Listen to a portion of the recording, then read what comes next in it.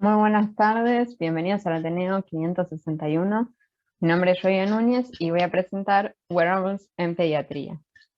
Voy a empezar con una foto de mi infancia. Acá me ven a los 3 años trepada en un trepador de la plaza, y si se fijan en detalle van a ver que estoy usando zapatos ortopédicos. Yo odiaba usar zapatos ortopédicos, me resultaban incómodos, no me dejaban jugar, no podía correr, trepar con suela lisa es dificilísimo, pero en beneficio de mi salud y mis rodillas me decían: tenés que usar zapatos, lo lamento. Este mismo problema lo tuvo la gente que diseñaba cepillos de dientes, y cuando llegaba el momento de lavarse los dientes, los chicos veían que no se querían lavar los dientes. Entonces dijeron, bueno, hacemos un cepillo pero más cortito, como hicieron un zapato ortopédico, como un zapato pero más cortito, y los chicos tampoco lo querían usar. Entonces un panel de expertos se dedicó a estudiar cómo se lavaban los dientes los nenes, y veían que agarraban el cepillo distinto porque no tenían desarrollada la motricidad fina como un adulto, y que todo el momento lo vivían como un juego. Entonces trataron de aplicar todo ese conocimiento al diseño del producto y agregaron un mango más ancho para que el chico lo pueda agarrar con el puño y sea más cómodo, y motivos coloridos con dibujos y con imágenes que pudieran hacer todo el momento del cepillado de dientes un poco más lúdico. Lo mismo nos está pasando ahora con el desarrollo de los wearables. Acá yo traje a colación dos imágenes que tratan de representar un dispositivo que cumple la misma función. En pacientes que tienen disminución de la fuerza muscular del miembro superior, un dispositivo que los ayuda a vencer esta resistencia y les mejora la movilidad para mejorar su salud. En el caso del dispositivo de la izquierda, es un dispositivo muy grotesco, pero que tiene toda una ingeniería de fondo, que impresión 3D, poleas, bandas de un elástico especial, pero que visualmente generan bastante choque, bastante impacto, y que se pueden imaginar que al momento de usarlo en un bebé puede llegar a ser bastante incómodo. En cambio, en la foto de al lado tenemos una nena que está usando un dispositivo también, que en este caso es un dispositivo hecho en casa por los padres, que cuesta menos de $30, que eligen la ropa con la cual la quieren usar, y que visualmente genera mucho menos impacto. De todo esto es lo que quiero hablar en la presentación de hoy, de cómo el diseño final de un producto va a influir en la aceptabilidad y la usabilidad que tenga después por parte del usuario. Entonces, el recorrido que vamos a hacer en el Ateneo, voy a empezar contando un poco la evolución de cómo fue el desarrollo de los wearables, hacer unas definiciones de los conceptos. Voy a hablar sobre el diseño centrado en el usuario y la aplicación pediátrica de esto. Y después voy a contar dos artículos que hacen una evaluación de usabilidad en esta población, para terminar finalmente viendo cómo se relaciona todo esto en el campo de la informática en salud. Entonces, para empezar hablando sobre cómo evolucionó en el tiempo, voy a tomar un ejemplo práctico, que es el comienzo de la era wearable con el uso de los relojes.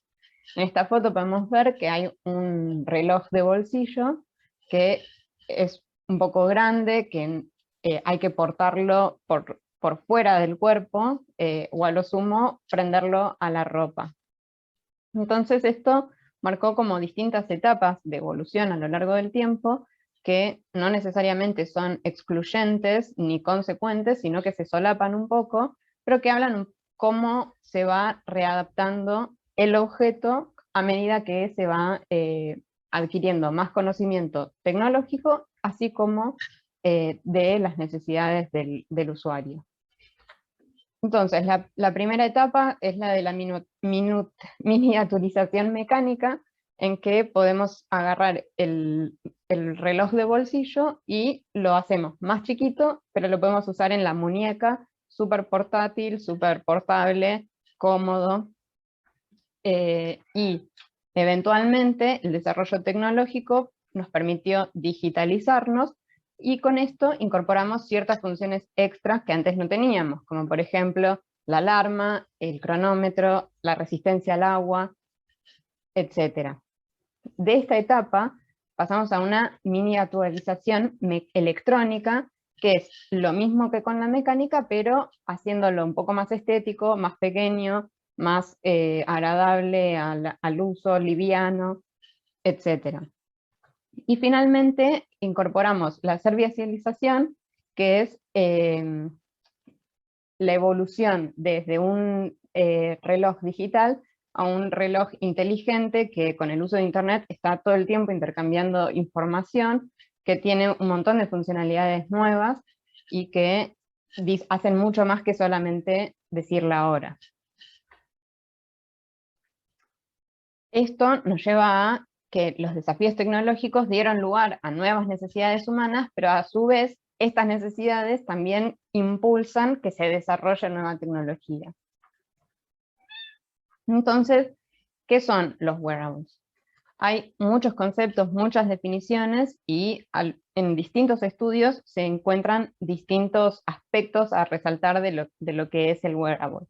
Yo para la presentación seleccioné dos definiciones de dos artículos distintos, que a su vez se remontan en el tiempo también desde los 60 en adelante,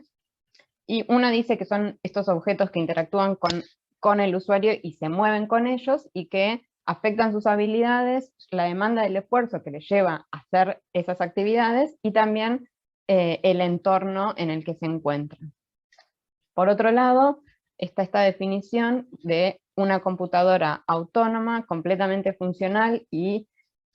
autoalimentada, que se usa en el cuerpo y que brinda acceso a interacción con información en cualquier lugar y en cualquier momento. Con todo lo que vimos hasta ahora, el desarrollo tecnológico y la incorporación de todas estas funcionalidades permiten abrir numerosos campos nuevos de aplicación que llevan a incorporar equipos multidisciplinarios que tengan un enfoque ya directamente centrado en el usuario final. Entonces, ahora sí me gustaría pasar a hablar del diseño centrado en el usuario, partiendo de que existe una falta de diálogo entre los factores humanos y técnicos en todo el proceso, desde el diseño hasta la validación. Cuando me puse a buscar bibliografía sobre esto, encontré que había muchos documentos que hablaban sobre los aspectos técnicos, y muchos documentos, muchos artículos que hablaban sobre los aspectos humanos de todo el proceso. Pero me costó encontrar archivos que hablaran de todo el enfoque mixto.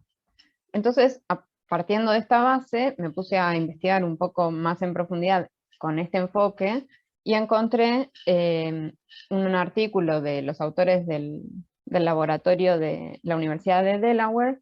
que enmarcaron las necesidades del usuario en 4 grandes aspectos. A partir de esto diseñaron un modelo que es el cual utilizan para realizar todo el diseño y validación de los productos con los que trabajan. Entonces, estos aspectos son el de la funcionalidad, pensar qué es lo que tiene que hacer el dispositivo y cómo el usuario tiene que interactuar con él, y a partir de eso establecer ciertas métricas para poder evaluar si eso se cumple y en qué medida. Por otro lado, está el aspecto de la expresividad que tiene, como a nivel simbólico o como un mensaje social, qué es lo que intenta comunicar y cómo se va a ver por la mirada de los otros. Después, el aspecto de la accesibilidad, que tiene que ser un producto disponible, inclusivo y accesible económicamente. Y por último, el factor estético, que es considerar al producto como un producto de belleza, también de la mano de la expresividad. Los autores de este artículo trabajan diseñando y desarrollando productos que tienen el objetivo de mejorar o contribuir a la salud de los pacientes, y entendieron que el éxito de sus productos depende de que el paciente quiera usar esos productos. Entonces, introduciendo el término, el concepto de usabilidad, vamos a decir que es una medida de la facilidad con la que se puede aprender a hacer uso de un sistema y que incluye la seguridad, la eficacia y la eficiencia. Encontré este artículo sobre diseño centrado en el usuario, que tiene la característica de que es un diseño pensado en un usuario final, que es el paciente, y en este artículo proponen una metodología sobre cómo abordar este tema, en el que realizan primero una evaluación de las tareas, observando cómo se desempeñan, qué es lo que tienen que hacer. En función de eso elaboran los requerimientos específicos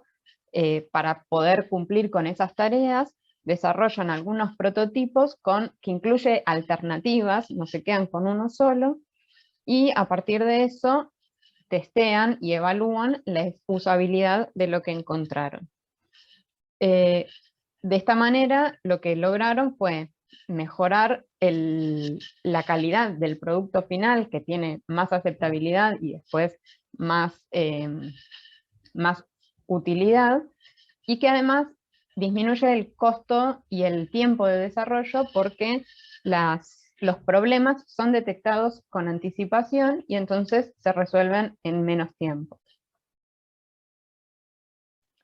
Bueno, este método que les estaba contando tiene 3 pasos. El primero es hacer foco en el usuario, esto es desde la conformación del equipo, que tiene que ser multidisciplinario desde el primer momento. A partir de ahí se hace una identificación de quién es la población final, el usuario blanco, y en función del usuario que va a ser el destinatario, se busca una muestra representativa como para poder hacer toda la identificación de las tareas, la evaluación y el seguimiento. Por otro lado, está el paso de la medición empírica, que es esto de detectar factores de usabilidad y medirlos tanto objetiva como subjetivamente. Por ejemplo, se puede medir la facilidad contando el tiempo que tardan en hacer las tareas, la efectividad, si lo logran hacer o no, la tasa de errores, cuántos hay, qué tan graves son, se pueden recuperar o no, la flexibilidad, que es la capacidad de, por distintas vías, llegar al mismo objetivo, la memoria, cuánto tiempo tardan en volver a recordar cómo se usaba en las siguientes instancias de uso, la satisfacción, eso es subjetivo, y pasamos después al tercer punto, que es el diseño y el testeo. En este momento se hace un testeo con usuarios, que primero se hace en un ambiente controlado, para después pasar al testeo en campo y la evaluación de las métricas luego de haber desarrollado e implementado los productos. Ahora me gustaría pasar a hablar de cuál es la aplicación de todo esto en pediatría, y para eso voy a hacer una mención especial del papel que juegan los cuidadores, que no solo aportan mucha información sobre la interpretación de las necesidades del usuario, sino que además son un mediador fundamental entre los dispositivos y el usuario. Son un nexo que no podemos dejar de tener en cuenta en todo este proceso. Entonces, para este punto elegí 2 artículos que evalúan la aceptabilidad y la usabilidad de estos wearables en pediatría. Uno se llama Perspectiva de los padres de un wearable para niños menores de 13 años, es un estudio de aceptabilidad y usabilidad, y el otro se llama Aceptabilidad, visibilidad y eficacia de los wearables para aumentar la actividad física en niños adolescentes. Los 2 artículos en este punto lo analizan a través de un análisis temático, que es un tipo de de estudio que hace un tratamiento de la información desde un costado cualitativo y que permite identificar, organizar y analizar la información de manera tal que obtenemos patrones que se desprenden de las preguntas que hacemos como investigadores y de la información que queremos extraer. Entonces, los dos artículos analizan el mismo tema, que es el wearable en pediatría, enfocado en aumentar la actividad física de esta población.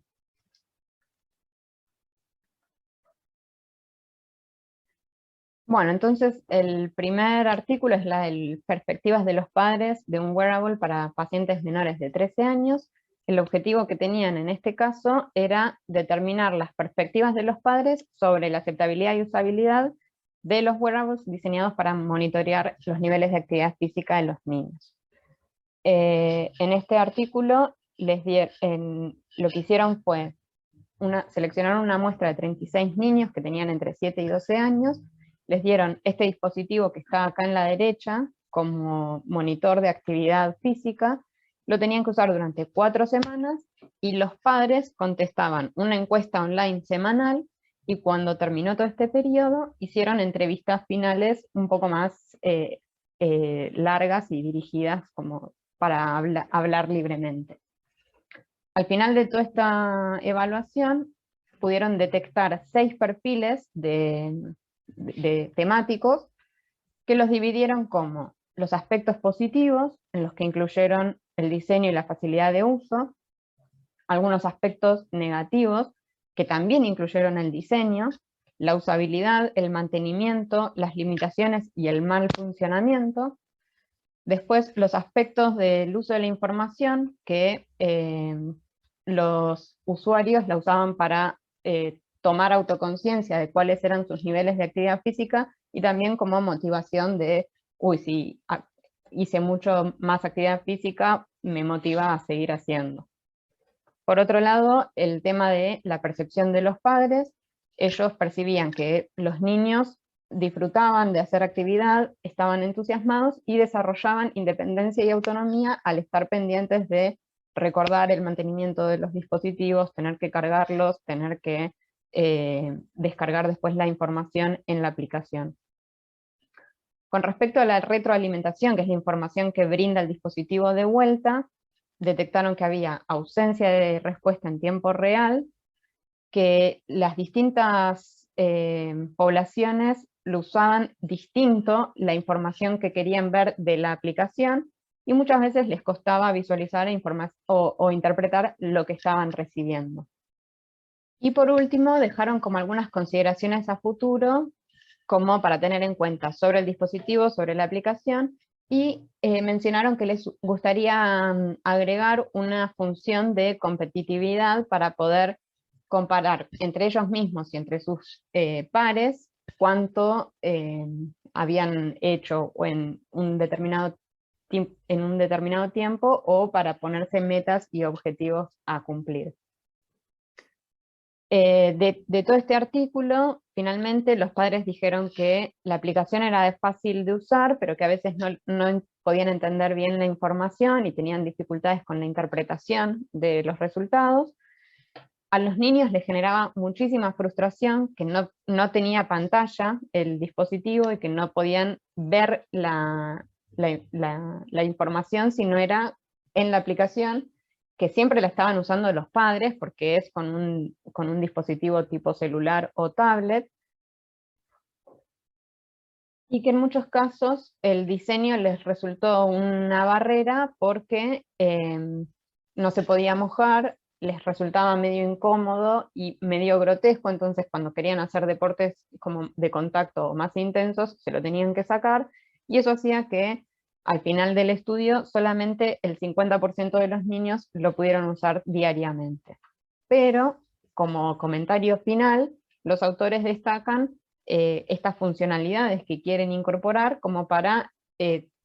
aplicar en futuro, teniendo en cuenta que el objetivo era aumentar la actividad física en los niños. Entonces, a partir de esto, recomendaron incorporar una pantalla e incorporar esta funcionalidad de poder setear objetivos y desafiar a los compañeros. Muchos dispositivos que surgieron después de esto ya incorporaron esta funcionalidad.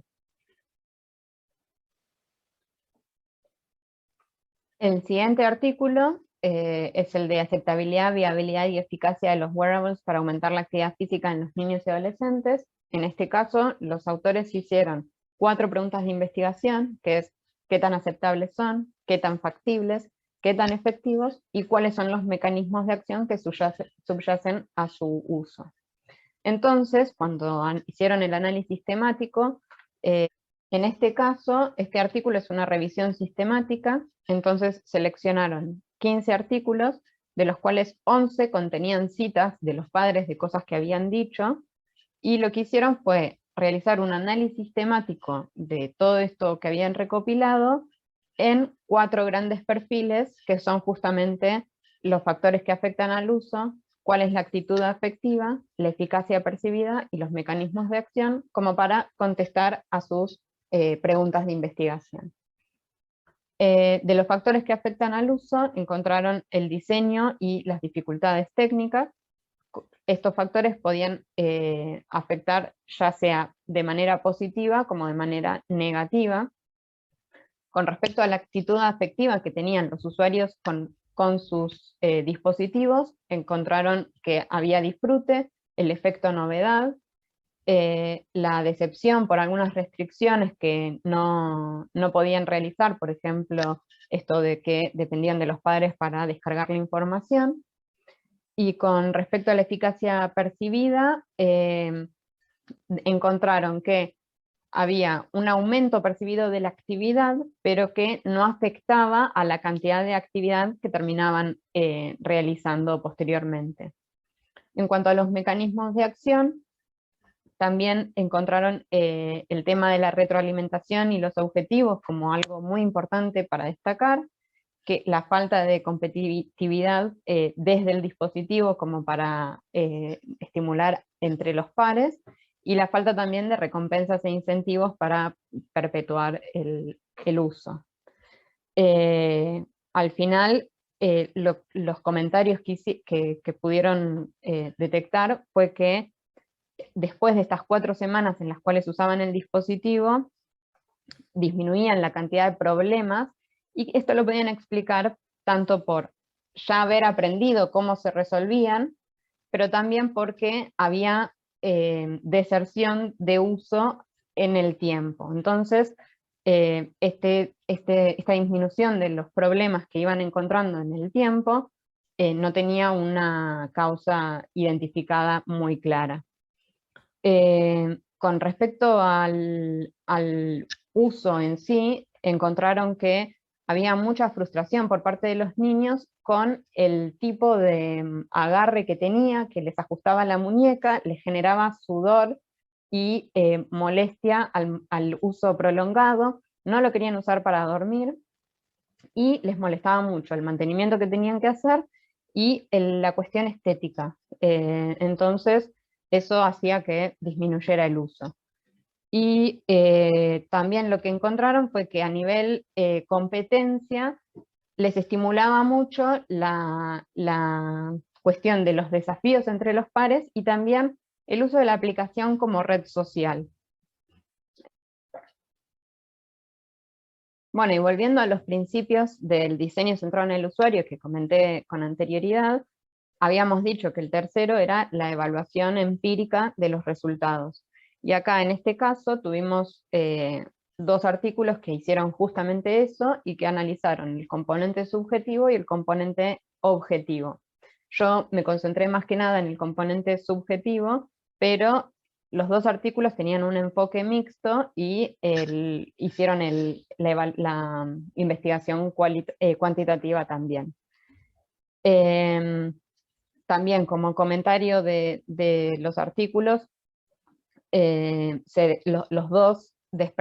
terminan concluyendo que la visión de los padres fue fundamental. De hecho, uno de ellos es, los 2 son la percepción por parte de los padres, Y a partir de esto terminaron con recomendaciones que pueden hacer a futuro para seguir mejorando y aumentando la aceptabilidad y la usabilidad de los dispositivos.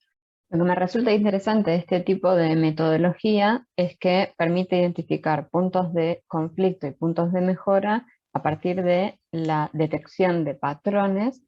del análisis de la información, que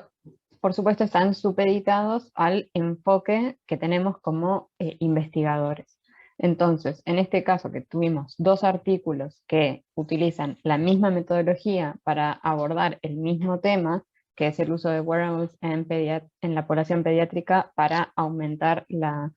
actividad física, podemos ver que si bien hay temas que se repiten, la interpretación de eso mismo puede tener distintos enfoques. Acá elegí algunos ejemplos, como por ejemplo el de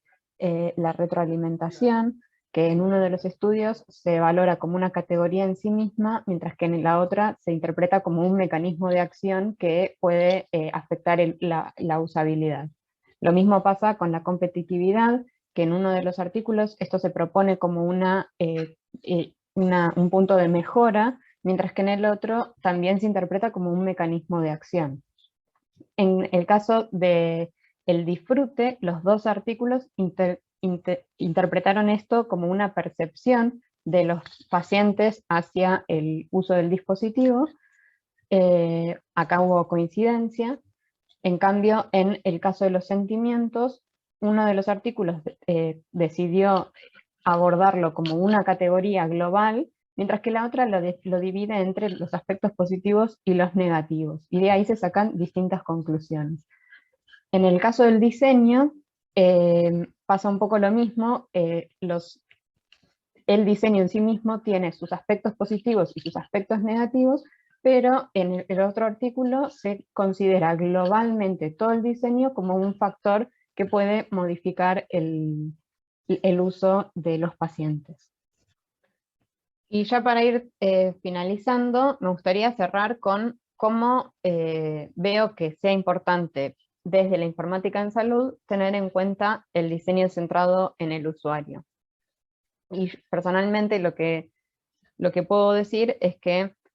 me resulta muy difícil pensar en informática en salud sin tener en cuenta lo que es el diseño centrado en el usuario, porque justamente en este momento es donde se hace evidente lo enriquecedor que resulta el trabajo interdisciplinario y este rol de análisis funcional entre lo que es el perfil técnico y el perfil focalizado en el usuario final. Entonces, me parece que como reflexión final, considero que es nuestra responsabilidad la creación de un diálogo entre los factores técnicos y los factores humanos, tanto en el proceso de diseño como en el proceso de validación de estas herramientas. Todo esto implica conocer al usuario final, así como su contexto. Por ejemplo, en el caso de la pediatría, los padres son una extensión del usuario final también. Así que bueno, con esto cierro. Muchas gracias por acompañarnos. Los dejo con la próxima Ateneo a cargo del licenciado Juan Descalzo, que nos va a hablar sobre la aplicación de biosensores en el tratamiento del alcoholismo y del abuso de sustancias. Hasta luego.